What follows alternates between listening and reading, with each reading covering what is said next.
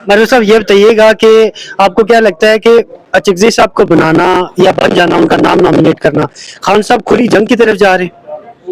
मेरा ख्याल नहीं है। चकजई साहब बड़ी जीरक सियासतदान है और खान साहब को ने उसका कद काट देख के ये फैसला किया है। बुरी चॉइस नहीं है। मैं ये नहीं कहूँगा कि ये एक नामुनासिब फैसला है। मैं इस फैसले की मतलब तायद करता हूँ। तो महमूद अचकज़ई को जब स्टेक दिया जाएगा फिर पाकिस्तान तहरीक इंसाफ का अपना जो है वो क्या स्टेक बाकी रहेगा, वो उसकी फिर बातें सुन लेंगे। देखिए, ये जो भी है खान ने फैसला किया है, पाकिस्तान पीटीआई का ये भी एक अलमिया है कि यहाँ मशावरत नहीं होती है। अब महमूद खान अचकज़ई को नॉमिनेट कर दिया पीटीआई ने, तो अब इस फैसले का एहतराम होना चाहिए। लेकिन पार्टी में कभी फैसले मुशावरत से नहीं हुए।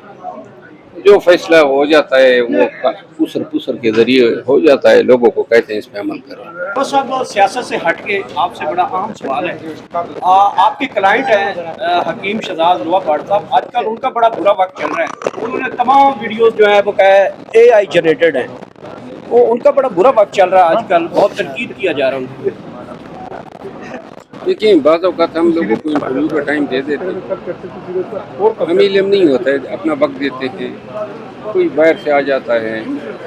लेकिन जब कोई शख्स जो है वो ज़बान खोलता है किसी एंकर को, किसी भी मेहमान की कबूल करती है, वो इंटरव्यू मैंने देखा है, तो मेरा ख्याल है कि उसके साथ सही ट्रीटमेंट नहीं हुई।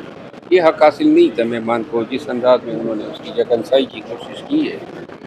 और इससे लोग इंटरव्यू देना जो है वो छोड़ देंगे, खसूसन ऐसे लोगों को जिनकी शनाख्त ऐसी हो जाती है कि वो अपने मेहमानों की तवीन करते हैं। सर सोहेल अफरीदी साहब की मुलाकातें नहीं हो रही, हाई कोर्ट से 3-4 दफ़ा वो वहाँ पहुँचे, हाई कोर्ट से ऑर्डर भी लिए।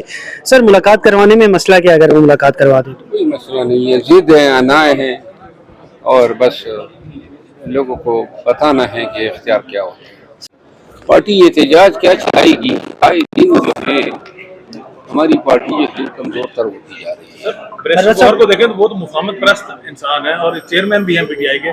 क्या उनकी मौजूदगी में भी ऐसे मामला आगे नहीं बढ़ सकते थे? जो और साहब जो है वो खुद तख्ता मश्क है इनका, रोजाना उस पर भी हमले कर रहे हैं कि पार्टी में किसी को नहीं छोड़ रहे हैं। साहब हकीम शहजाद को छोड़कर बड़े बड़े नंबर लोग हैं जिन लोगों को उसने बुलाकर बड़ी बेइज्जती की है और अपने स्टूडियो में जो अल्फाज इस्तेमाल किए गए हैं, ये हकीम शहजाद की बात नहीं है। इसके अलावा और भी बड़े बड़े नंबर हैं। मेरा ख्याल है अपना नुकसान कर रहा है, कोई जाएगा ही नहीं उनके पास। आपको दावत हुई उनकी तरफ से? नहीं, मुझे तो अगर दावत होगी भी तो शायद मैं सोचूंगा, अगर किसी का रवैया अपने मेहमान के साथ इस तरह है कौन लेवन आ जाएगा। एमल वली खान अपने एंगल से देख रहा है, जो तजर्बा उनको अदालतों से हुआ होगा।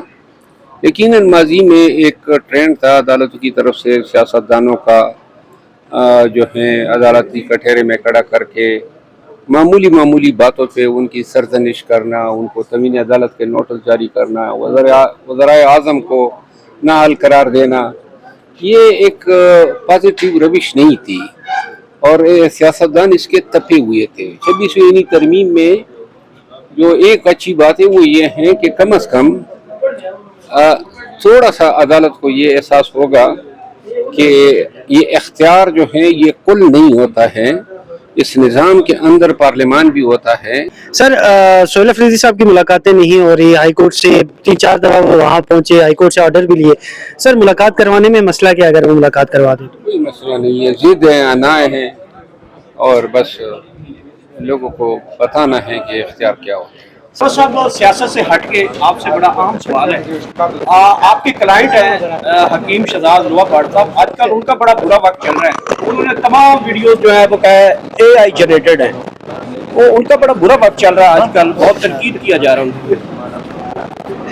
देखिए, बात औकात हम लोगों को इंटरव्यू का टाइम दे देते हैं, हमें इल्म नहीं होता है, अपना वक्त देते हैं, कोई बाहर से आ जाता है।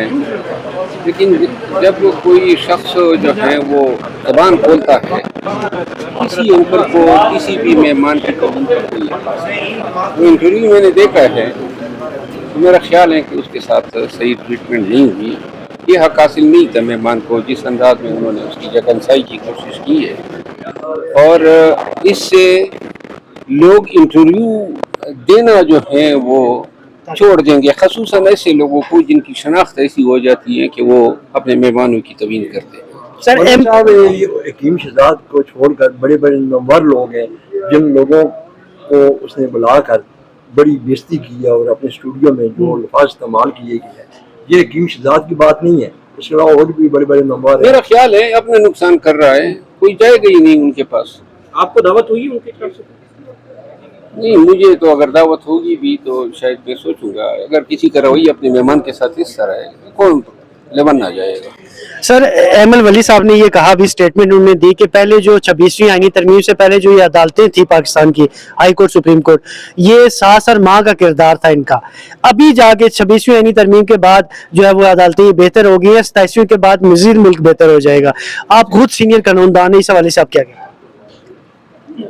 میرا خیال ہے کہ احمد ولی خان اپنے اینگل سے دیکھ رہا ہے، جو تجربہ ان کو عدالتوں سے ہوا ہوگا۔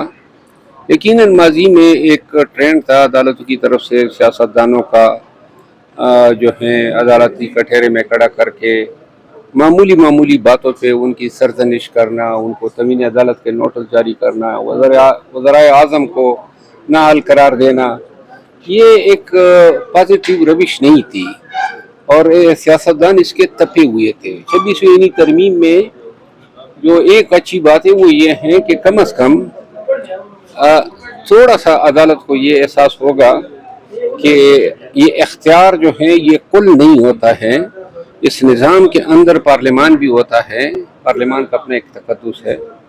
یقیناً عدالتیں جو ہیں ہمارے لیے انتہائی واجب الاحترام ہے، لیکن 26ویں ترمیم کے بعد میں سمجھتا ہوں کہ عدالتی آزادی جو ہے وہ کمپرومائز ہوئی ہے۔ عدالتی فیصلے اب میرٹ پہ نہیں ہوتے ہیں، ووٹنگ پہ ہوتے ہیں، اور ووٹنگ میں جو سپریم جوڈیشل کونسل بنی ہے اس میں حکومت کا پلڑا بہت بھاری ہے۔ اچھا برر صاحب، آپ قانونی چیزیں بھی جانتے ہیں، آئینی چیزیں بھی جانتے ہیں اور سینئر سیاست دان بھی ہیں، کیا لگ رہا ہے آپ کو، اور صحافی بھی ہے ساتھ ساتھ، کیا لگ رہا ہے کہ نومبر والا جو تسلسل ہے وہ جاری رہے گا یا یہ تسلسل کٹ ہونے والا ہے؟ مجھے نہیں نظر آ رہا ہے کہ کوئی احتجاج ہوگا نومبر میں۔ تسلسل نومبر میں ایکسٹینشن کا تسلسل، میرا خیال ہے کہ وہ ایکسٹینشن تو سامنے نظر آ رہی ہے، جس نظام میں ہم ہیں اور جس طریقے سے ان کی انڈرسٹینڈنگ ہے اور جس طریقے سے انہوں نے اس کو فردر چلانا ہے تو یہ تو انیویٹیبل نظر آ رہا ہے۔ سر لطیف کھوسر صاحب نے اس حوالے سے کہا کہ قانونی کچھ پیچیدگیاں اس میں ہیں اور نوٹیفیکیشن ایک اور کرنا پڑے گا، اور ایکسٹینشن پہلے بھی جو ہوئی تھی 3 نوٹیفیکیشن کیے گئے تھے، تو سر کوئی آپ بھی قانونی ماہر ہیں، وہ بھی قانونی ماہر ہیں، سر کچھ ایسے معاملات بن رہے سر؟